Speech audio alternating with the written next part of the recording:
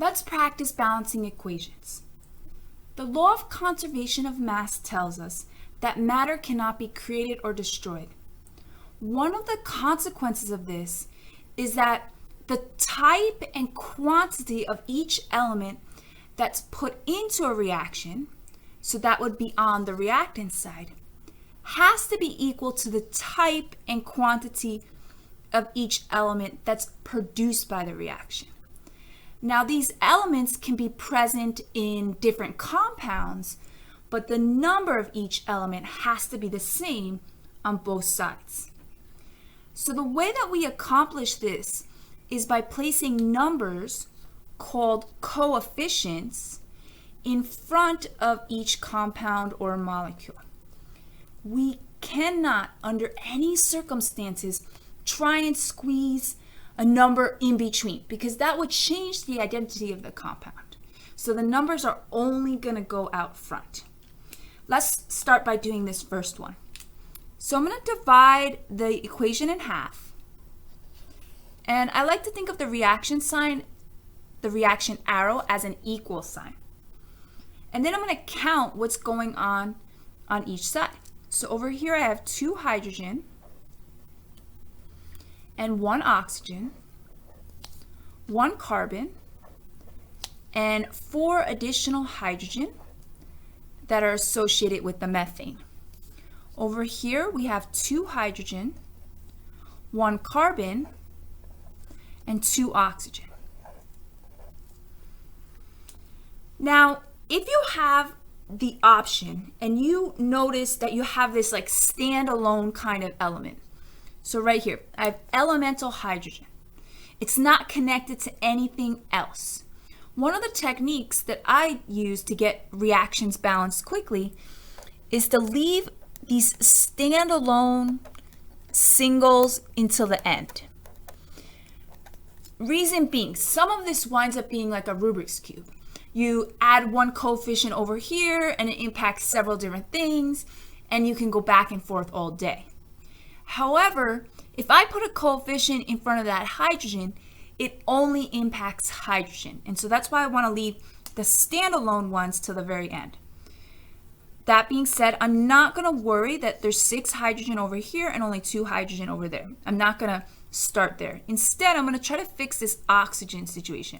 So I have 1 oxygen over here and 2 oxygens over here. So to fix that, or attempt to fix it, I'm going to put a coefficient of 2 in front of the water. Now I need to distribute this 2 to both of the elements in water, and then I'm going to update all my numbers. So this becomes a 4 and oxygen becomes a 2. Now we're balanced for both carbon and oxygen, and we have 8 hydrogens on the reactant side. And if we put a 4 in front of the diatomic hydrogen, 4 times 2, now we have 8 hydrogens on the product side. So this is balanced. If you want, you can put the coefficients of 1 in front of the methane and the carbon dioxide. However, they're not usually written. The ones are understood. In this particular problem, I'm going to introduce yet another technique. When you recognize a polyatomic ion on both the reactant side and the product side, your count of what's going on can include the polyatomic ion as a whole. So I'm going to put one of my clouds around hydroxide. This is calcium hydroxide. And on the product side, I have iron hydroxide. So I'll put another cloud around that one. So now when I'm counting, instead of splitting hydroxide into individual oxygens and individual hydrogens, I'm going to count the hydroxide as a unit. Over here, 1 iron, 3 chlorines, 1 calcium, and this 2 applies to the hydroxide, so I'll do 2 hydroxides. On my product side, I have 1 iron, 3 hydroxides, 1 calcium, and 2 chlorines. Now, at this point, there's no individuals like in the previous problem. So our point of attack is kind of up in the air. Different people will start at different places. What I'm noticing is this side has 3 chlorines and this side has 2 chlorines. I know that 3 and 2 meet at 6. So if I throw 2 in front of the iron 3 chloride, that's going to give me 6 chlorines over here. And if I put a 3 in front of the calcium chloride, then that will also give me 6 chlorines. Once I put those coefficients, I want to update all of my numbers. So I'm going to distribute this 2 to both the iron and the chlorine. This will become 2 irons and 6 chlorines. And then over here, I'm going to have 3 calciums and 6 chlorines. Now, iron's messed up because I have 2 irons over here and just 1 iron over here. So I'm going to put a 2 in front of the iron 3 hydroxide. I'm going to distribute that 2 to both the iron and the hydroxide. So now I have 2 iron here. 2 times 3 is 6. So I have 6 hydroxides. Over here, calcium has a discrepancy. There's 3 and there's only 1 over here. So I'm going to fix that by putting a 3 in front of the calcium hydroxide. If I distribute that 3, I get 3 calciums and 6 hydroxides. And now everything matches and the equation is balanced. So I start at letter C by counting the elements on each side. I have 1 calcium, 1 erbium, and 3 fluorines. On the product side, there's 1 calcium, 1 erbium, and 2 fluorines. So fluorine is the only issue right now. I have a 3 and a 2, so I'm thinking of getting them up to 6. So I'm going to multiply this one by 2 and this one by 3 so that the fluorines meet at 6. At that point, I have to update all my counts. So I'm going to do 2 erbiums and 6 fluorines. And over here we have 3 calcium and 6 fluorine. Now, fluorine looks good, but we have issues with both erbium and calcium. So there's 2 erbium here and only 1 over here. But the good news is erbium is by itself over here, so I can throw the coefficient of 2 there, and all that does is fix the erbium discrepancy. Same thing with the calcium. Calcium's by itself over here, so if I put a 3 out front, now my calcium is balanced as well. On the reactant side, we have 1 carbon and 1 oxygen, and then we have an additional 2 oxygens from the oxygen gas. On the product side, we have 1 carbon and 2 oxygens. This is what I call, in my head, it's not an official term, an even-odd problem. And it's one of my techniques. I recognize that on the product side, I'm very limited. I can only do 2, 4, 6, 8. I can only do even numbers of oxygens. However, on the reactant side, I'm starting with an odd number of oxygens because of the carbon monoxide, because of this individual 1 oxygen here.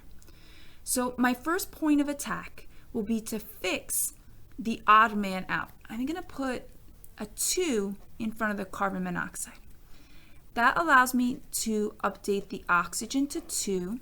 The carbon's also going to become 2. Now I have 4 oxygens, and over here I have 2 oxygens. So I'm going to put a 2 out here so that this becomes 4 oxygens. That also changes the number of carbons over here. Now I have 2 carbons over here. 2 carbons with 2 carbons, and 4 oxygens and 4 oxygens. The 1 in front of the elemental oxygens understood, and everything's balanced.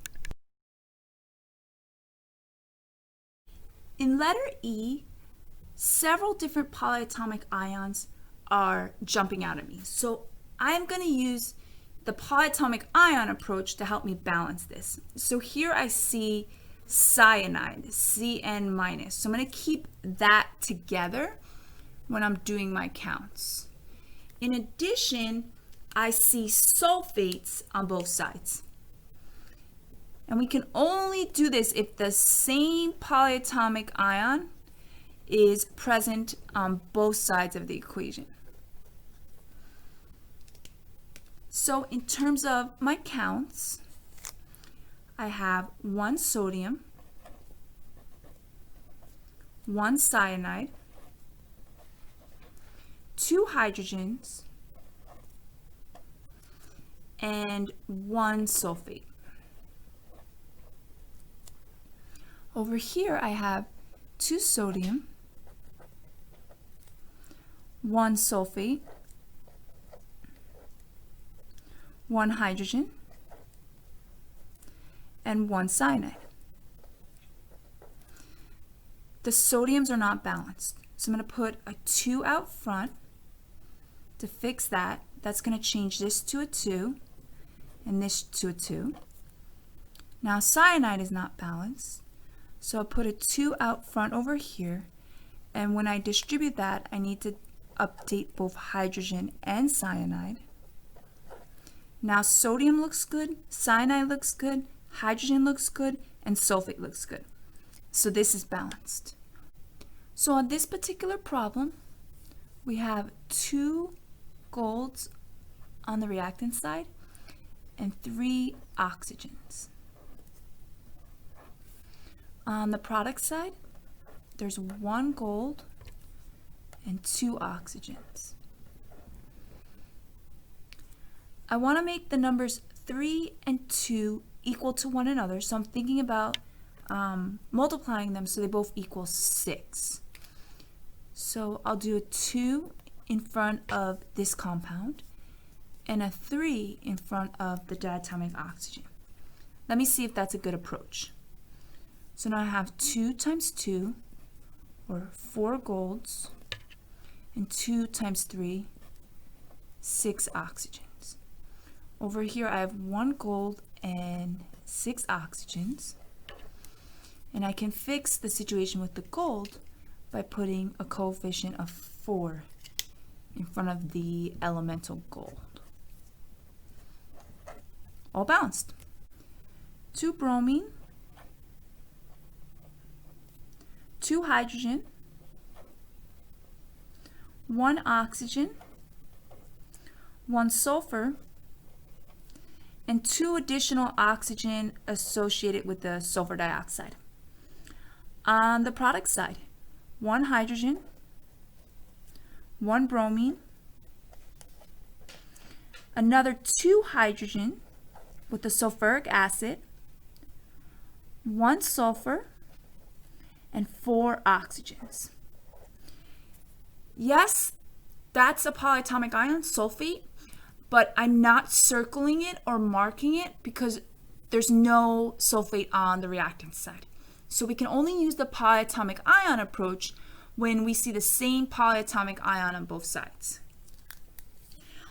With this one, we can start wherever we want. Maybe I'm going to start with the bromine. So there's 2 bromine over here. So I'm going to put a 2 out front to fix that. I'm going to update this. This is going to give me 2 bromine and then 2 hydrogen plus the other 2 hydrogen. Hydrogen are messed up now because I have 4 hydrogen over here and just 2 hydrogen over here. So I'm going to put a 2 in front of the water and update the hydrogen 2 times 2. I'm going to distribute that. And then that also changes this oxygen. So now on the reactant side, I have 4 oxygen, and I have 4 oxygen on the product side. And believe it or not, it looked like it was going to be difficult to balance, but it looks like all of the different elements are balanced now. 2 bromines, 4 hydrogen, 2 plus 2 is 4. 4 oxygens and 4 oxygens, and then 1 sulfur on each side. So this has many coefficients of 1, but usually they're understood and they're not written into the equation. On the reactant side, we have 8 sulfur atoms and 2 chlorine atoms. On the product side, we have 2 chlorine atoms and 2 sulfur atoms. I think I'm going to try to fix the sulfur first. And I'm going to do that by putting a coefficient of 4 here. That's going to give me 4 times 2, that's going to give me 8 sulfur. 4 times 2, that's also going to give me 8 chlorine.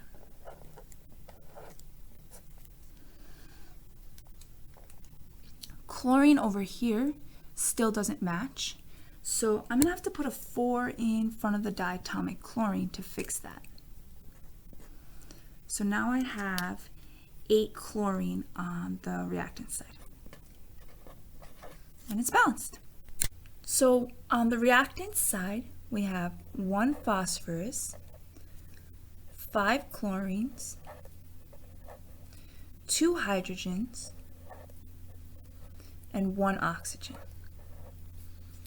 On the product side, we have 3 hydrogens, 1 phosphorus, 4 oxygens, 1 chlorine, and another hydrogen from the hydrochloric acid over here. So phosphorus looks good. Let me tackle the chlorine first, and this is just an arbitrary pick. So there's 5 chlorine over here, so a coefficient of 5 in front of my hydrochloric acid would help. Alrighty, so I'm going to update the chlorine. In addition, I have 5 extra hydrogen besides the 3 hydrogen over here. So now phosphorus matches and chlorine matches. We have 2 hydrogen and 8 hydrogen. This seems a little bit complicated, this line, because the hydrogens are in separate spots. Let me do the oxygen first. It just seems more straightforward. So 4 and 1, if I put a 4 out front here, then that's going to fix the oxygen issue. So we'll have 4 oxygen and 4 oxygen on both sides. And that also changes the hydrogen. That's going to give us 8 hydrogen, 4 times 2, which is perfect because over here we had 3 plus 5, we had 8 hydrogens. So it's balanced with coefficients of 1, 4, 1, and 5. On letter J, I'm noticing that we have carbonate on both the reactant side and the product side. So I'm going to take advantage of that and keep the carbonate ion as a single unit when I'm counting. I'm going to have to distribute this 2. So I have 2 nitrogen, 8 hydrogen, and 1 carbonate. From the sodium hydroxide, 1 sodium, 1 oxygen, and another hydrogen. On the product side, 1 nitrogen, 3 hydrogen, 2 sodium, 1 carbonate, 2 more hydrogen from the water, and 1 oxygen. So your guess is as good as mine in terms of where to start. I see nitrogen is listed first. I'm going to start there. So I'll put a 2 in front of the ammonia. And I'll update this. So now I have 2 nitrogen. 2 times 3. So that's the 3 hydrogen that I originally wrote now becomes 6 hydrogen. So 6 hydrogen from the ammonia, and we still have the 2 hydrogen associated with the water. Hydrogen situation looks kind of complicated. Let me fix sodium next. I know I can do that by placing a 2 in front of the sodium hydroxide. So now I have 2 sodium on the reactant side and 2 sodium on the product side. The number of oxygen is also going to change, and then the number of hydrogen will also double. Again, I'm not liking the hydrogen situation. Let me fix the oxygen, just kind of avoiding it. So 2 oxygen over here and 1 oxygen over there. I'm not going to worry about the oxygen associated with carbonate. That's part of this. So this single oxygen is coming from the water. So I'm going to put a coefficient of 2 in front of the water. That's going to increase the number of hydrogen. So 2 times 3, that's the 6 right there. And then now 2 times 2, that's the 4 hydrogen. And then I'm going to double the number of oxygen. I think it's balanced now. So we have 2 nitrogen, 10, 8 plus 2 on this side, and 6 plus 4, 10 hydrogen, 1 carbonate, 2 sodiums, and 2 oxygens. So I'm going to split this in half and figure out what's going on. I have 1 tin, 1 hydrogen, 1 nitrogen, and 3 oxygens on the reactant side. On the product side, I have 1 tin, 2 oxygens from the tin oxide, 1 nitrogen, another 2 oxygens from the nitrogen dioxide, 2 hydrogens, and 1 last oxygen from the water. So tin is good, hydrogen is problematic, and so is oxygen. I don't know where to start with the oxygen. There's just too much going on. So let me fix hydrogen and then go from there. So since there's 2 hydrogens on this side, I'm going to put a 2 in front of the nitric acid to try to balance out the hydrogen. So when I do that, that's going to change the hydrogen, nitrogen, and oxygen on the reactant side. So now I have 2 hydrogens, 2 nitrogens, and 6 oxygens. So next I need to fix nitrogen. So I'm going to put a 2 in front of the nitrogen dioxide, and that gives me 2 nitrogens, and that's going to change that second oxygen number. So now we're looking at 4 oxygens. Now everything looks good except for oxygen. I have 6 oxygen over here and 7 oxygen over here. This is one of those even odd problems. How am I going to get 7 to equal 6 without going like really crazy on the numbers? If I can somehow even out this last oxygen, maybe that'll solve my problems. So that odd oxygen is coming from the water. So let me put a 2 in front of the water. So now I have 4 hydrogens, and I'm going to change this to 2 oxygens from the water. Let's see how we're doing. Now hydrogen's messed up again. So I need 4 hydrogens, so let me change this coefficient to a 4 and update everything associated with that. So we're looking at 4 hydrogens, 4 nitrogens, and then 4 times 3, we got 12 oxygens. How are we doing over here? Well, over here we have, well, we need to fix nitrogen again. This is a lot of going back and forth, but we'll get there. So we got 4 nitrogens over here. So let's fix this and change this into 4 nitrogens. And then that's going to change that second value. So now I have 4 nitrogens, and 4 times 2, that's going to give me 8 oxygens. And this is 2 plus 8 plus 2, which gives me 12 oxygens, and that's going to match the 12 oxygens over there. So now it's finally balanced. 1 sodium, 1 hydrogen,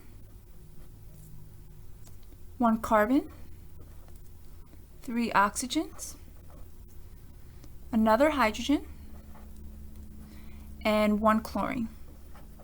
On the product side, we have 2 hydrogen, 1 oxygen, 1 sodium, 1 chlorine, 1 carbon, and 2 oxygen from the carbon dioxide on the end there.